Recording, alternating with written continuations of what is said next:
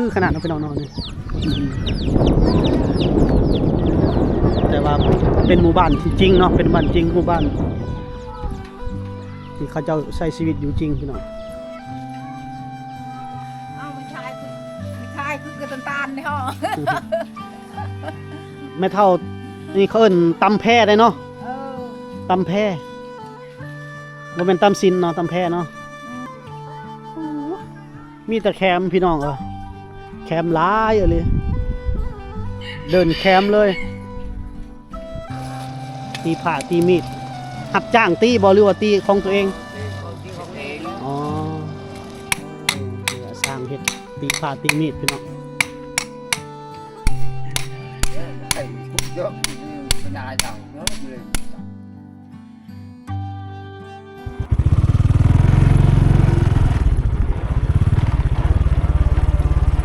ตอนนี้กำลังมาฮอดหมู่บ้านพระเจ้าเนี่ยหมู่บ้านกลางหุบเขาหมู่บ้านกลางหุบเขา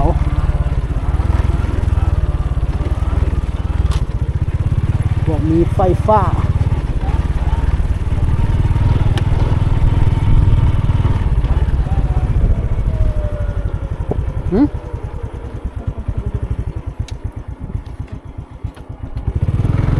อันนี้นั่นเลยพี่น้อง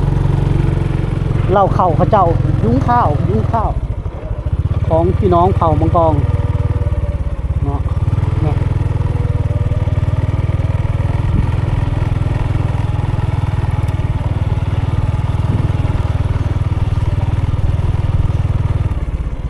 หมู่บ้านเขาเจ้าแล้ว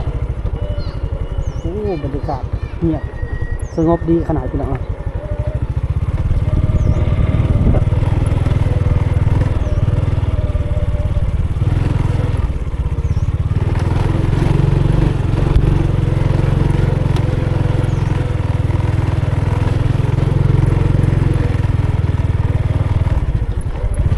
หนาวแล้วเขาเจ้าบ่ค่อยให้มีเห็นอย่างงาน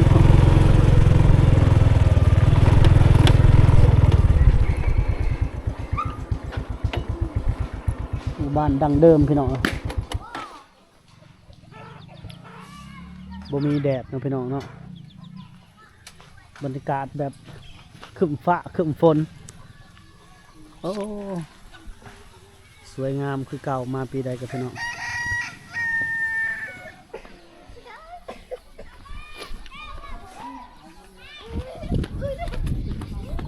บรรยากาศหนาวมื้อนี้พี่น้อง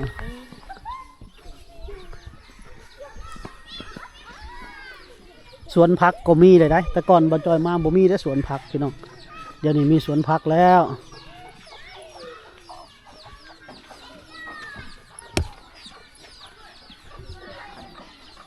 โอ้ตัวหนาเฮาแคมลายเลยพี่น้อง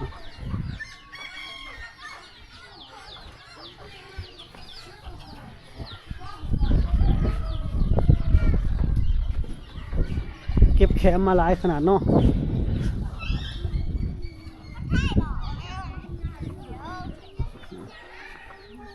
หมู่บ้านชนบทพี่น้องร้านน้อยฮักก็เลิกคงเฮียนนั่นนี่ฮักก็เลิกแต่คงเฮียนบ่ล่ะโอ้แคมเต็มเลยกลางเดินเลยเราดูการเก็บดอกแคมพี่น้องคู่บ่จะเป็นคู่บ่พอไฟออกแล้วช้อน9 ปีอะไรเงินโอ้เป็น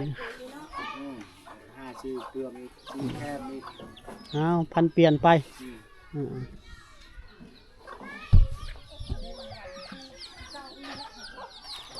หมู่บ้านดังเดิมพี่น้องหมู่บ้านที่อยู่กลางหุบเขาหมู่บ้านบ่มีไฟฟ้าหมู่บ้านของพี่น้องเผ่ามังกรเรือนซานเพิ่นพี่น้องเห็นแต่ไก่เนาะเพิ่นตำเขาแล้วตำเบิงเอามาบ่ทันเพิ่นตำเขาสำเนาะหมู่บ้านนี้หมู่บ้านเผ่ามังกรใช่ไหมเพิ่นตำหุกลายได้พี่น้องตำสินมุกพี่น้อง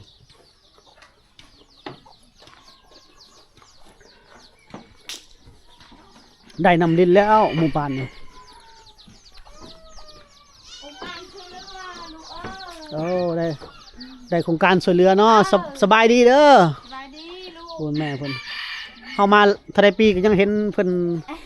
ต้อนรับไว้นี่ตลอดได้พี่น้องเอ้ยแคมป์ผู้ใดนี่แม่คือหลายแต่ป๊อต้องเต็ม ในคู่ โอ้ ตามอยู่ตารางเฮา โอ้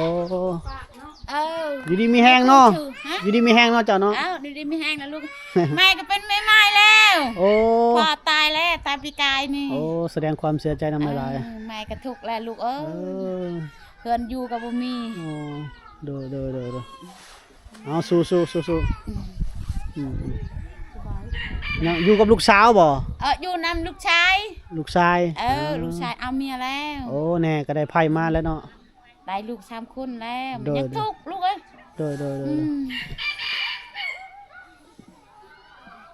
หลายเนาะแคมป์เราเนาะป้อตะพี่น้อง โอ้ร้านในครู เต็มเลยแคมป์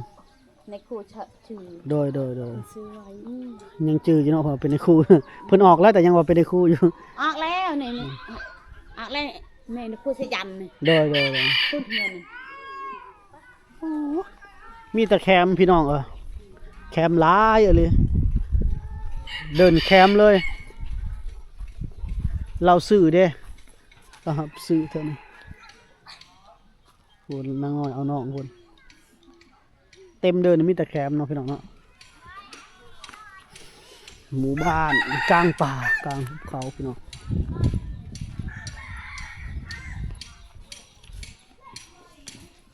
หมู่บ้านชนบท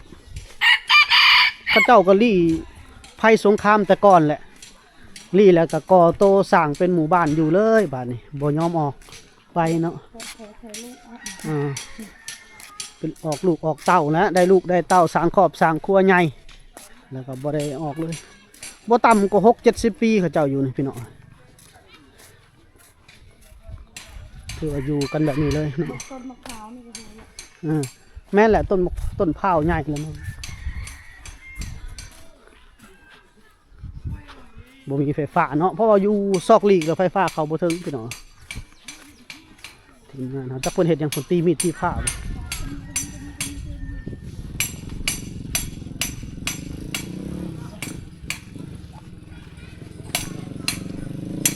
ระเบิดมาถึงคักหมาเลยนะ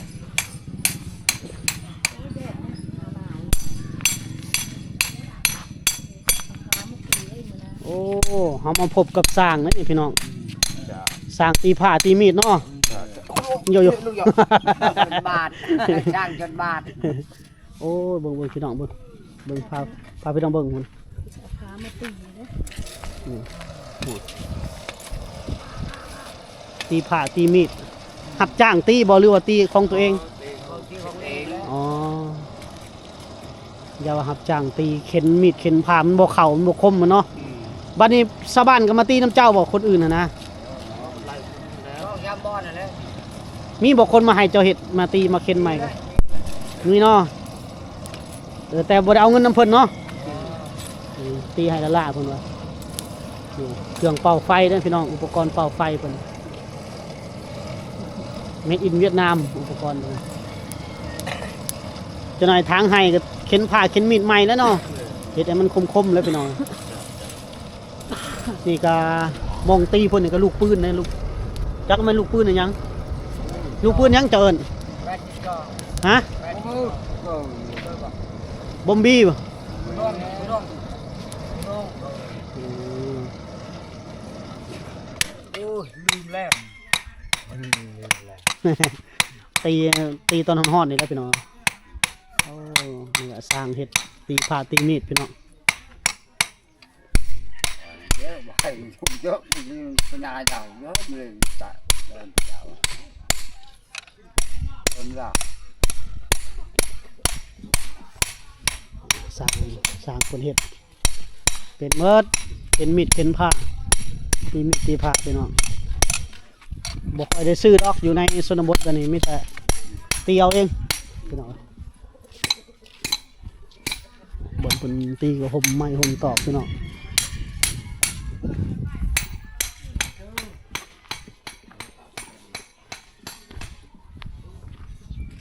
ค่อนข้างจะเงียบเนาะบ้านเขาเจ้าเนาะ ไปก้นมันเด้ เขาไปก้นมันบ่เขาคนไปใส่หมดบ้านเห็นบ่ ออกป่าเลยไปเฮ็ดอันนั้นดอกนึงดอก ดอกแค แคมไปเก็บดอกแคมโอ้สมพอดอก จะบ่ค่อยมีคนเนาะไปเก็บดอกแคมหมดนี่อ้ายเพิ่นอาบน้ำมาแล้วหนาวแล้วก็ดังไฟฟิงเลย ออกป่ามา โอ้ออกไปหาเก็บดอกแคมสมพอดอกแต่ก่อนเฮามานี่คึกคืนได้บ้านเขาเจ้าเด้อ คือแคมไม่ได้แคม มาดูการเก็บดอกแคม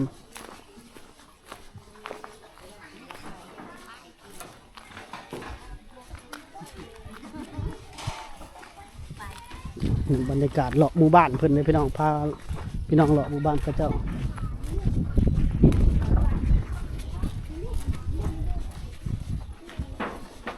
ได้ห้องน้ำข้างในได้น้ำลิ้นฮอดเทือนเลยเขาเจ้ากับพี่น้อง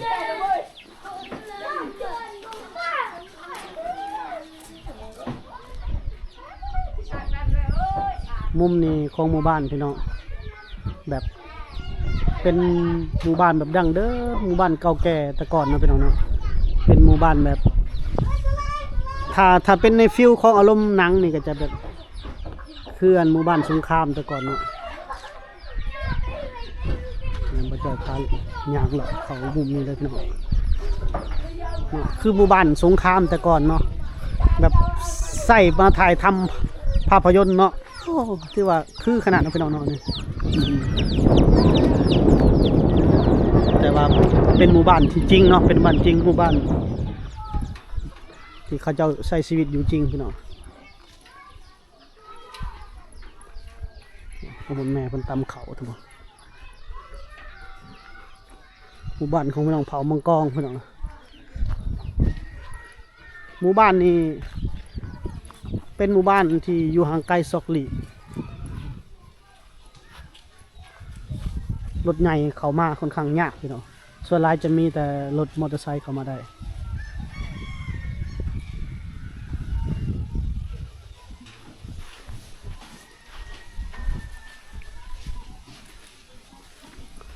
ชาวบ้านเพิ่นไปเก็บดอกแคมเบิดพี่น้อง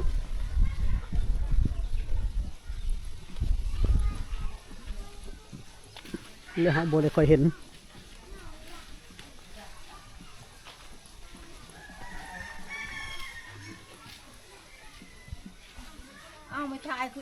ไม่ทายคือกระตันตานเนี่ยฮะ แม่เฒ่านี่เขาเอิ้นตำแพได้เนาะ เออ ตำแพบ่แม่นตำซินเนาะตำแพเนาะ อืม บ้านเอิ้นแพตะโลแพยังเกิน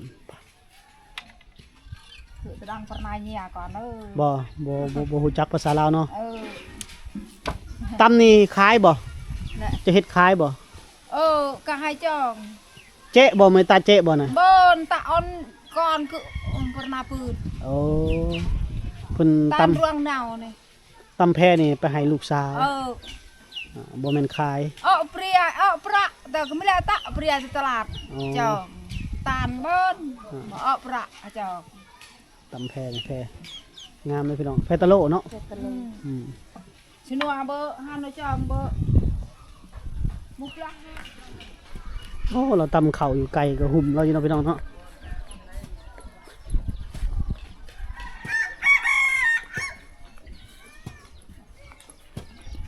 ไก่ เป็นขายไก่ ไก่หุ่มลายเนาะ ซื้อไก่ทั้งนึงอันนั้นเราที่แล้ว ไก่หุ่มลายเนาะตำข้าวยามแรง เรายังไม่ก็เขาเป็นขาวค่ะเป็นโลกทางกันมันจะใกล้ไปหมดมันจะใกล้โอบง่ายๆเนาะ บ่ใส่ฮอตเกิร์บมาแล้วกันโอ้คันดีแต่ไก่นะ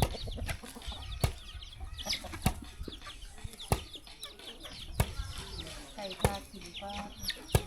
ต่ำกว่าใกล้ชิแล้วแล้วเนี่ยไก่นี้ทากินก็มันล่นออกเต็มคุกมาแล้ว ข้าวเจ้าบ่หรือข้าวเหนียวเฮา ข้าวเหนียว ข้าวเหนียวเนาะแต่ใส่คักเนาะ เอา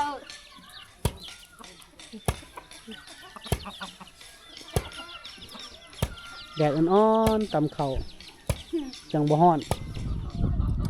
เพิ่นสิไปตักน้ำเนาะตักน้ำกินบ่อยู่พุ่นบ่อยู่ห้วยเอาน้ำห้วยเนาะ เอา เย็ดเด้อ